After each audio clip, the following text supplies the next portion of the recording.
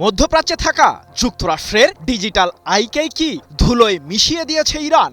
কিন্তু কি আছে সেই স্থাপনায়? হঠাৎ মার্কিনীদের এই সামরিক লক্ষ্যবস্তুতে কেন হামলা চালালো তেহরান? চলমান যুদ্ধে মার্কিন সামরিক বাহিনীর বিরুদ্ধে সফলতা অর্জন করেই চলেছে ইরান। এমনকি দেশটির সর্বোচ্চ নেতার জ্যেষ্ঠ উপদেষ্টা আলী আকবর ভেলায়েতি দাবি করেছেন যে শত্রুপক্ষকে প্রতিরোধ করার জন্য নতুন এক পর্যায়ে পৌঁছেছে ইরান। তবে কি নতুন কোনো সামরিক শক্তি অর্জন করে ফেলেছে তেহরান? যুক্তরাষ্ট্রের আগ্রাসী আচরণের মাত্রা বৃদ্ধি পেলেই পুরো মধ্যপ্রাচ্যে থাকা মার্কিনীদের আস্তানাগুলোকে টার্গেট করবে ইরান, এমন হুঁশিয়ারি দিয়েছেন দেশটির পার্লামেন্টের স্পিকার মোহাম্মদ বাঘের গালিবাফ। প্রশ্ন হলো, যুদ্ধের মোড় কি তাহলে ঘুরে যাচ্ছে? ইরান ইস্যুতে যেন সমাধানের কোনো পথই এখন খুঁজে পাচ্ছেন না মার্কিন প্রেসিডেন্ট ডোনাল্ড ট্রাম্প। যুদ্ধের ময়দানেও বেহাল দশায় পড়েছে যুক্তরাষ্ট্রের সামরিক বাহিনী। মার্কিনীদের মতো বিশ্বের বৃহৎ সামরিক শক্তিকে ঘায়েলে বেশ সফলতা পাচ্ছে ইরান। তাই তো ইরানের সর্বোচ্চ নেতার জ্যেষ্ঠ উপদেষ্টা ভেলায়েতি বলেছেন, প্রতিরোধের এক নতুন পর্যায়ে পৌঁছেছে তেহরান। হোয়াইট হাউসের জানা উচিত যে আঞ্চলিক মিত্রদের একত্রিত করে এবং ইউরোপীয়দের সক্রিয় করে যুক্তরাষ্ট্র বৃহত্তর নিরাপত্তা ও স্থিতিশীলতা অর্জন করতে পারবে না। ইরানের বিরুদ্ধে আগ্রাসনে সামরিক অঙ্গনের বাইরে জ্বালানি বাজার ও বিশ্ব অর্থনীতিকে ক্ষতিগ্রস্ত করছে মার্কিন প্রশাসন। এক প্রতিবেদনে বিষয়টি নিশ্চিত করেছে কাতার ভিত্তিক সংবাদ মাধ্যম আল জাজিরা।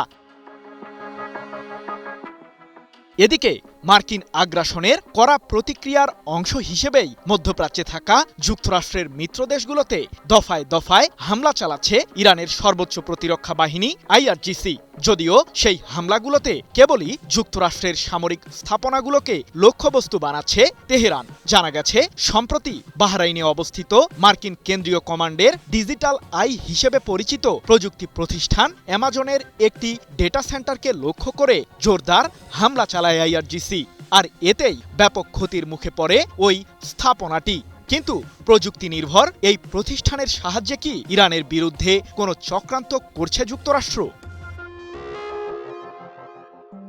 IRGCর দাবি, মার্কিন কেন্দ্রীয় কমান্ডের সামরিক তথ্য বিশ্লেষণের একটি গুরুত্বপূর্ণ প্রধান কেন্দ্র হিসেবেই কাজ করে অ্যামাজনের ওই ডেটা সেন্টারটি।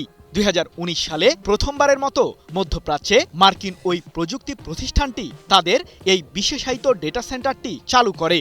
তবে সবচেয়ে চাঞ্চল্যকর বিষয়টি হল, মার্কিন প্রতিরক্ষা দপ্তরের জয়েন্ট ওয়ারফাইটিং ক্লাউড ক্যাপাবিলিটি বা JWCC প্রোগ্রামের অধীনে 4টি প্রধান প্রতিষ্ঠানের মধ্যে অ্যামাজন অন্যতম, যা পেন্টাগনকে বিভিন্ন অপারেশনাল ফ্রন্ট এবং আঞ্চলিক সামরিক ঘাঁটিগুলোতে ক্লাউড কম্পিউটিং, ডেটা অ্যানালাইটিক্স এবং কৃত্রিম বুদ্ধিমত্তার সরঞ্জাম মোতায়েনে সাহায্য করে। আর ইরানের বিরুদ্ধে হামলায় অ্যামাজনের এই স্থাপনাটি গুরুত্বপূর্ণ ভূমিকা পালন করছে বলেও দাবি করেছে IRGC। এক প্রতিবেদনে বিষয়টি নিশ্চিত করেছে ইরান ভিত্তিক সংবাদ মাধ্যম মেহের নিউজ এজেন্সি। প্রশ্ন হলো, যুক্তরাষ্ট্রের এই আগ্রাসনের শেষ কোথায়? মার্কিন প্রেসিডেন্ট ট্রাম্প যেন ক্ষণে ক্ষণেই তার উদ্দেশ্য পরিবর্তন করছেন। এখন তার লক্ষ্য ইরানের তেল সমৃদ্ধ অঞ্চল খার্ক দ্বীপের দখল নেওয়া। তাই তো স্থল অভিযানের বিষয়ে তোড়জোড় শুরু করেছে মার্কিন কেন্দ্রীয় কমান্ড। তবে ইরানের সামরিক বাহিনীও রয়েছে সর্বোচ্চ সতর্ক অবস্থানে। যুদ্ধের এই মাত্রা স্থলে ছড়িয়ে পড়লে যে ট্রাম্প নিজের বিপদ নিজেই ডেকে আনবেন, সে হুঁশিয়ারি দিয়ে ইরানের পার্লামেন্ট স্পিকার গালিবাফ বলেছেন, যদি আমাদের দেশের নিরাপত্তা নিশ্চিত করা না হয় তবে এই অঞ্চলের কোনো অবকাঠামো নিরাপদ থাকবে না। হয় পুরো অঞ্চল যুদ্ধমুক্ত হবে অথবা তেহরান এবং ওয়াশিংটনের মধ্যকার সংঘাতে পারস্য উপসাগরীয় অঞ্চলের সব দেশ জড়িয়ে পড়বে। পৃথক এক প্রতিবেদনে বিষয়টি নিশ্চিত করেছে সংবাদ মাধ্যম আল জাজিরা। AKS অর্জন করল গিনেস ওয়ার্ল্ড রেকর্ডস। AKS বিশ্লেষকরা বলছেন, চলমান যুদ্ধের গতিপথ এখনই নির্ধারণ করা অত্যন্ত কঠিন, কারণ কোনো পক্ষই এই মুহূর্তে আপোষে আসতে চাইছে না। আর ইরান নিজেদের স্বার্থ হাসিল না করা পর্যন্ত যুক্তরাষ্ট্রকে সামরিক উপায়ে জবাব দিয়েই যাবে। এক্ষেত্রে তেহরানের মূল উদ্দেশ্য মধ্যপ্রাচ্য থেকে যুক্তরাষ্ট্রের সামরিক বাহিনীকে বিতাড়িত করা। সৃজন মাহমুদ, নিউজ 24।